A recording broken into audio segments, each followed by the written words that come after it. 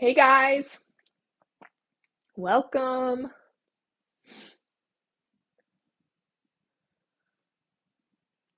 How is everyone?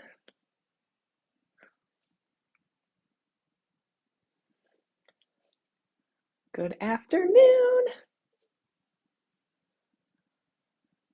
So I was just playing with the filters on the bottom of the screen here before I went live to see if there were any fun palm trees or things like that that I could pretend I was on vacation.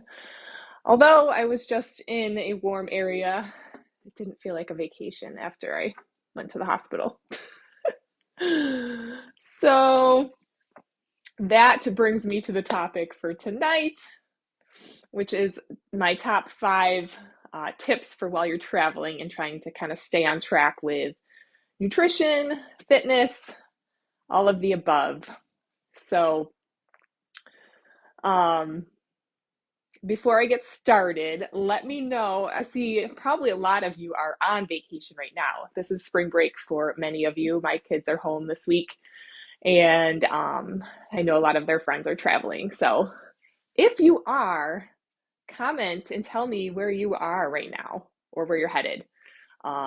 I always love to hear about people's vacations. I don't travel too much, but that's a goal of mine. So tell me where you are going, what kind of fun you're getting into. Hey guys. Hey Colleen. Hey Trish. So before I get into the tips for this evening, like I said, comment. And even if you're watching this later on the replay, tell me where you're watching from, even if it's maybe you're not traveling, maybe you're home. Many of us are in the Rochester, New York area, enjoying the gray skies. We had some sun this morning, so that was cool. All right, so how I want to treat this training is kind of looking from like an onion, so peeling out the outer layer and then going inwards. So a lot of times there's a lot of stress and anxiety involved with traveling, right? So let's start there. Thinking about your current situation before you even, travel. So obviously there's a lot of planning and things going on beforehand. What types of things can you do to prepare yourself to deal with, number one, the stress and anxiety of traveling, um, and and just be prepared as possible. Obviously, things are going to go however they're going to go. You can't control everything while you're traveling, but if you can control what's in your world, you're that much better. Um, so I know my closest example is my trip to Arizona. I was going just for a weekend conference and ended up in the ER for a night with either food poisoning or a stomach virus. I don't know. There were rumors of both of those things from a few other people, especially when they got home. I got an upper respiratory infection when I got home.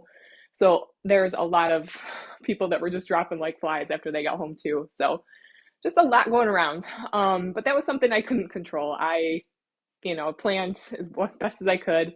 I did not plan to get sick. So I'm still recovering, but I feel way better. So also, a lot of my current clients, we have them in these phases. So not always on low calories, right? That's been like what I've been preaching for the past few months is that we should never be living in this low calorie world.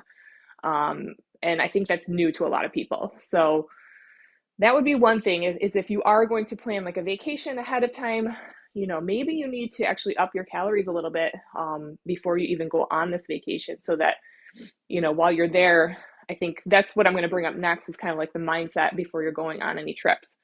So, what do we often do if we know we have like, let's say, like a beach vacation or something coming up where we have to maybe get into a bikini or a bathing suit, whatever? Typically, people diet hardcore before they go on a trip like that. So now you've got yourself set up for really low restrictive calories. And what it's going to happen while you're on that trip? Probably some high calorie binging activities. And so that yo-yo effect, I mean, that's pretty extreme. It's never good for the metabolism to be shifting from those kind of lows to those highs. Even if it's for a short period of time, like a weekend or a few days, it can really throw things off. So I would suggest really taking a hard look at where your calories lie before you even plan your trips. And you can always do like a slower cut down so that you're still getting those results and you can look great on your vacation. There's nothing wrong with that type of a goal, but be smart about it. And then maybe, the week before you get into your vacation mode, you can just, start to slowly build up the calories. It's not going to put on a lot of weight. It's going to, if anything, fill out your muscles, you look great. So that would be the first thing I would say. Overall mindset. The other thing is with mindset is to go into your vacation with a maintenance mindset, right? No one's going on vacation to lose weight. No one's going on vacation to hopefully gain weight either. So if we can maintain, we are winning. I say the same thing around the holidays. It's very similar. These are times we want to enjoy. You're going to be with loved ones, family, friends. It's a good time and you're supposed to relax. So that's going to bring me to my second tip, which is I tell even my clients, don't worry about tracking your food. If you are a person that tracks your food, it's not for everybody, number one. But if you are tracking your food because you have a certain goal, it's okay to let it go for, a little bit while you're on vacation. I'll give you the next tip that kind of goes along with that because, like I said, you're out there to have fun vacationing. It's not a time to be plugging in stuff on your apps and journaling and thinking about how food's making you feel, unless you're getting sick like I was. Then you'll want to recall what you're eating. But like I said, it's you can still be smart when you're on your vacation. So that's what I'm going to talk about next. Tip number 3 would be to kind of think about, it depends on how long you're traveling for. This is going to vary obviously for a lot of people. So I'm going to speak to, let's say you're going on a vacation a little more extended, so like 5 days or more. I would try to aim for at least 2 balanced meals per day, like, healthy carbs, fats, protein in each meal. Then maybe for your dinners at night, typically you're going to probably go out a little bit more at night. I would splurge a little bit. So don't worry, just order what you want on the menu. So you've gotten 2 good balanced meals in for the day. At night, you can go a little more crazy with your meal. Enjoy it. So that would be my third tip, is to kind of plan a little bit smarter throughout your days there.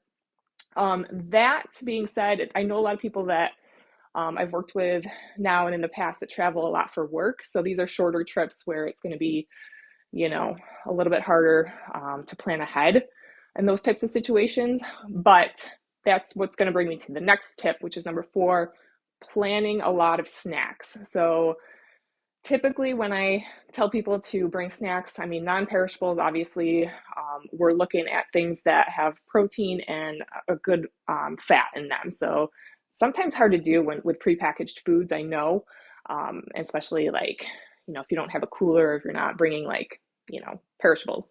But if you can hit up like a Target or something, a store, and really stock up on your snacks beforehand, it will save you. So when do we binge? We binge when we get so hungry and ravished that we just will eat anything that's nearby. And guess what is so available everywhere we go? Carbs. So don't worry about the carbs. I mean, it's okay if you're packing some carbs along, obviously. I was going to show you guys just like some ideas. So this is just all I have in my house right now. So there's a lot of other ideas, but these little guys right here, these are little sausage turkey snack sticks. So there's only, I think, 7 grams of protein in 2 of these babies, but it's going to hold you over a little bit longer than, let's say, like, a pastry or something you pull over at the gas station for. So any kind of jerky, if you are a meat eater or things like that, super easy. They travel well. And then this is usually where I say, people ask me about energy bars and protein bars all the time. Typically, I don't recommend bars as a staple in your diet. However, traveling is another story, and it's totally fine. I just have one left over. I have a Cliff Bar left over from my trip. This one isn't as high in protein. There's a lot better choices as far as higher protein, prepackaged bars. But this one I just happen to have left over in my bag. So prepackaged bars are fine. I would say any kind of nuts and seeds, trail mix, anything that you can just have on hand, right? And these are things that are going to keep you fuller longer on your trips. So if you're, like I said, if you're worried about, getting hungry, and these are the kind of things you want to go to. And like I said, carbs are everywhere. So try to just be mindful of the choices that you're making if you run out of snacks, or like you have to stop at a gas station or something like that. Scour the store for protein, right? It's difficult because protein is hard to find. So especially if you're a picky eater or if you're a vegan or things like that. So do your research ahead of time and try to do your best you can with that. And my fifth tip for you guys, this is going to be a Debbie Downer right here. We got to watch the alcohol, right? So, depending on what you're doing in the evenings, I would say we could probably, actually, this is a really good topic for another time. I think I will do a whole section on alcohol. However, enjoy yourselves. Have a few drinks if you want to. Just be mindful, have water in between your drinks, space them out accordingly. And, we know that alcohol can affect not only what's going on digestively in the moment, but also after you drink. What do you typically want to do? Eat bad food. So it's all related to what's going on in the system during the times that you're drinking alcohol. I know it's fun, so I'm not saying don't do it. I enjoy a good drink myself. So that, and this kind of goes along with tip number 5 here too. Just be mindful of how much you're moving on your trips too. We know calories are going to probably be higher on your trip. Try to walk everywhere you can, be on your feet. If there's a gym nearby in your hotel, bring a band, rubber band. Stretchy bands are phenomenal to work out with in your room, or whoever you're staying with. It's easy. You can just use your body weight too. So research body weight exercises and that type of thing. That's probably a good thing to go over with you guys sometime on the page here too. I will demonstrate maybe some form exercises and things like that for you guys. So lots of cool stuff that I can do here. But I hope those tips helped you. And like I said, drop me a comment if you're traveling now, or I don't know, maybe you are soon. Let me know where you're going. I always want to hear from you guys. All right. I hope you guys have a wonderful night. Stay tuned. I'm going to announce my next topic for next week.